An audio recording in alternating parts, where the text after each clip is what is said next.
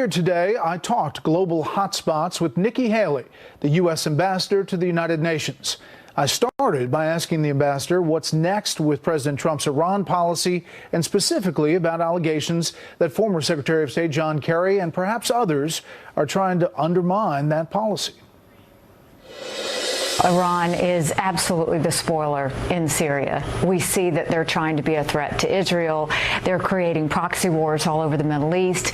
And it's all the reason why we got out of the Iran deal, is because we were funneling a lot of money to let them continue these bad aspects. And now we're saying we've cut them off. I think it was August 7th. We put sanctions back on them. November 5th, we're going to hit their oil. We're going to hit their foreign banks. And so they're really going to start to feel it. But I think at the end of the day, what you're seeing is nothing is going to fix Iran until Iran fixes itself. Have you heard whether John Kerry or others are saying wait this president out on policy? They can wait this president out, but this president's what saved us with this policy, because otherwise, within just a few years, they would have gotten all this money and it would have been lifted anyway. At least President Trump is saying we can't wait until then. We have to do something about it now. Iran is feeling the pain. They feel weak, and we are suffocating them to the point that they have to address ballistic missiles. They have to address their support on terrorism. Is there any chance that if it's too constrictive,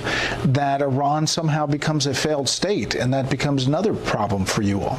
Our focus right now is on the Iranian people. I mean, they have protested, they have spoken out, they have said they want a better life. And I think our main focus is obviously on the Iranian regime as well as the IRGC specifically.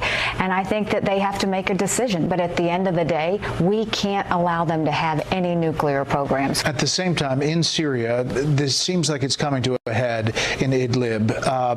And what is the latest? I mean, is there a fear that chemical weapons are going to be used? I mean, do you really believe that that's heading down that road?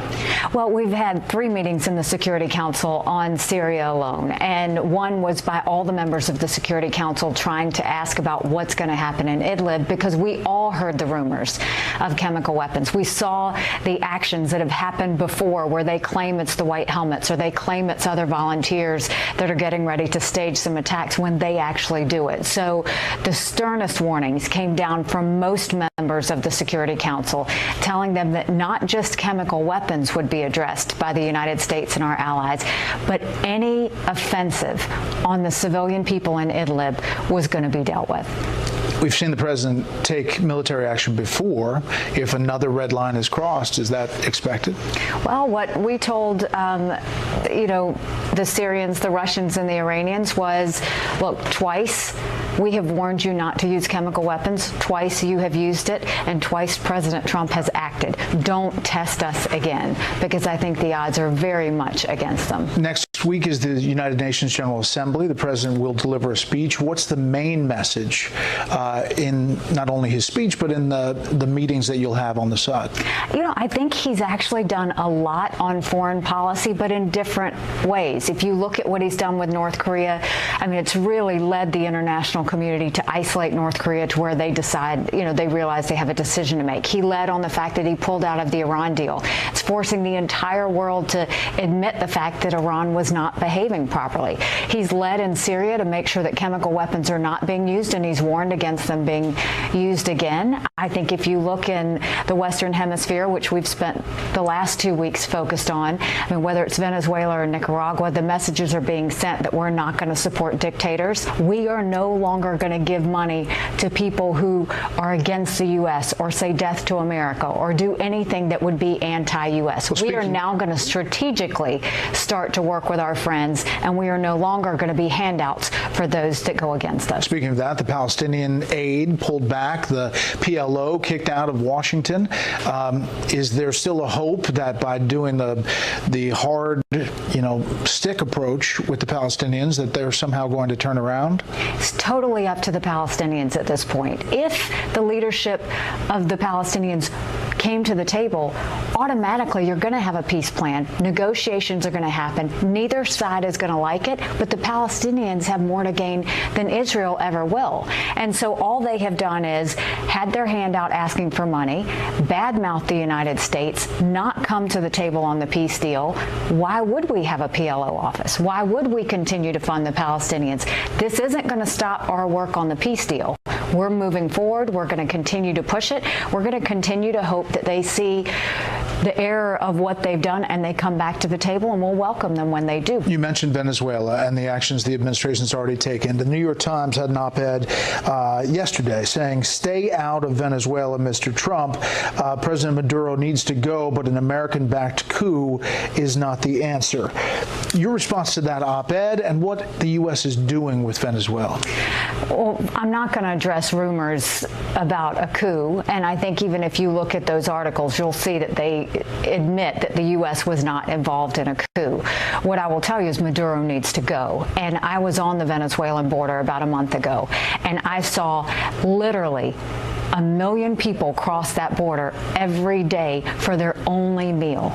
You have people bringing their last possessions to sell in Colombia just to buy food. And this is all because of failed socialism that led to corruption, a dictatorship, and poverty. Inflation is about to hit the 1,000,000% mark there.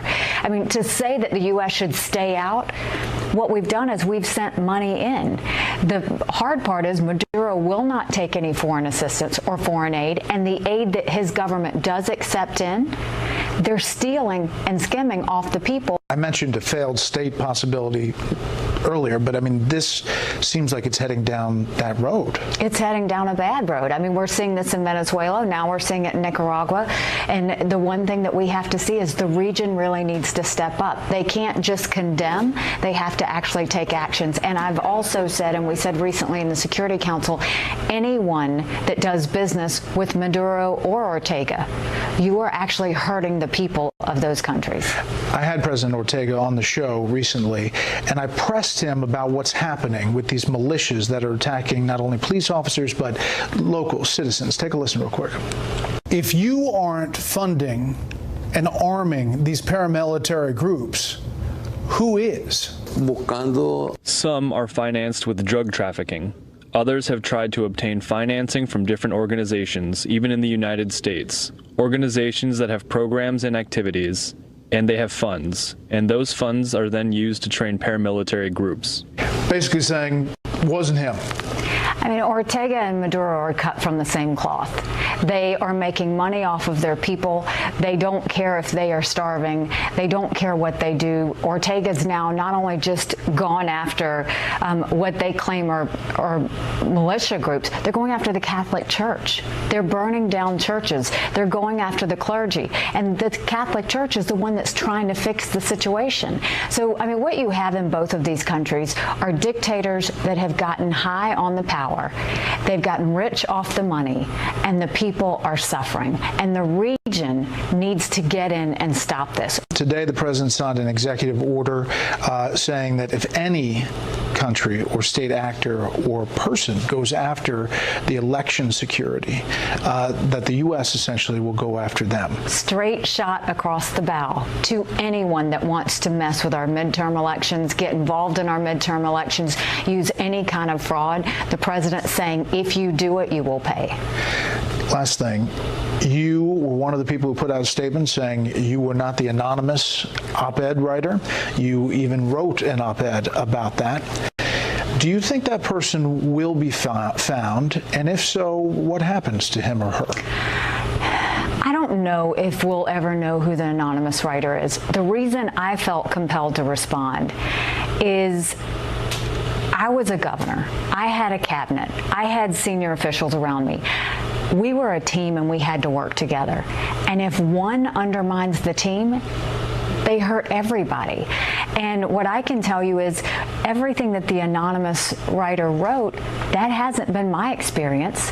I have speak with the president whenever I want. I meet with him. If I have an issue I disagree, we discuss it. He listens. Sometimes he changes his mind. Sometimes he doesn't.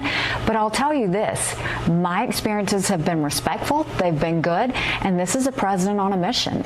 Ambassador Haley, thanks so much for your time, and we'll see you at the United Nations General Assembly next week. Thanks, Brett.